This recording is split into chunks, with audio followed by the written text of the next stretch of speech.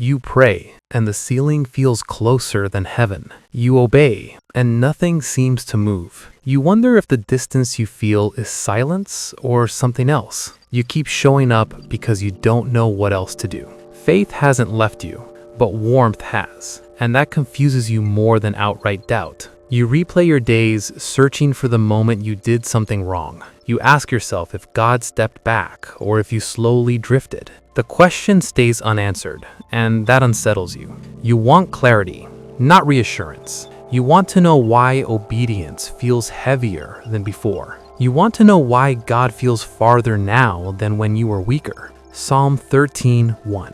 There is a relief in knowing this feeling is not new, but the relief is brief because the verse doesn't fix to silence. It only names it. So you push harder. You add more discipline, more structure, more effort, and still the distance remains. That's when frustration begins to whisper. Maybe you're doing this wrong. Maybe faith was supposed to feel clearer by now. You start asking better questions, but they hurt more. Is your obedience shaped by trust or by fear of losing God's approval? Is your faith resting or negotiating? That question lingers longer than you want it to. Because if you're honest, much of your obedience has been anxious, not rebellious, but tense. Isaiah 50:10.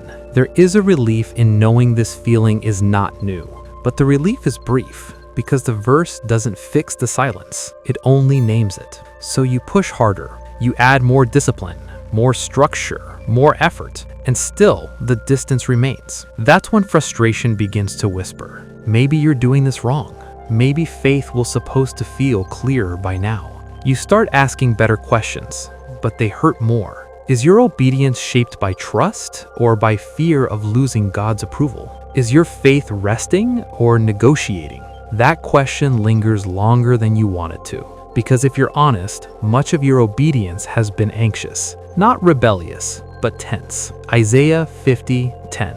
There is a relief in being told to trust in the dark, but there is also discomfort because darkness removes control. You can't measure progress when you can't see, so you wait, not passively, but uneasily. And waiting exposes what striving hides. You notice how quickly you check for signs, how often you measure God's nearness by emotional response, how silence feels like rejection, even when nothing has changed. This is where the tension sharpens, because if God hasn't moved, then the discomfort is doing something in you, and that thought is unsettling.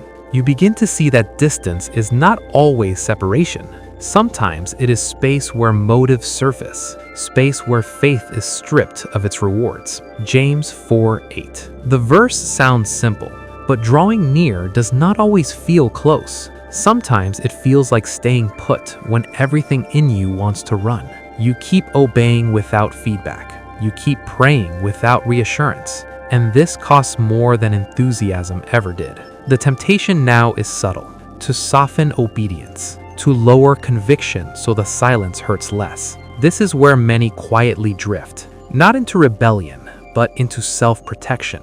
They stay faithful, but guarded. You feel that pull too, and you wonder if distance is God's absence or God's refining. The difference matters. Hebrews 11:6. Faith that pleases God is not powered by clarity. It is powered by trust when clarity is withheld. And that kind of faith is expensive. Here is the part that changes everything if you let it. Before you ask where God is, examine why you want him near. Not to accuse yourself, but to tell the truth. Do you want comfort or alignment? Relief or transformation?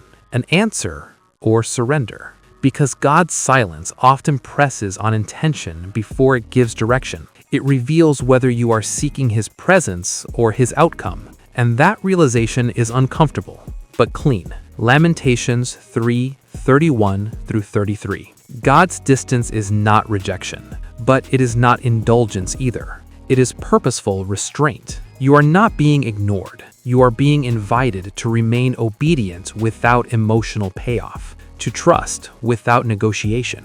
This is where clarity finally forms, not as a feeling, but as a decision. You stop chasing reassurance and start choosing faithfulness. God feels distance because you are learning to walk without leaning on sensation, to obey without needing affirmation, to trust his character more than your experience. That does not remove responsibility, it deepens it. So here is the quiet challenge you cannot outsource. Do not ask God to feel closer until you are willing to obey without comfort. Stay faithful, not because it feels safe, but because He is faithful. And when the silence lifts, you will know why it had to stay.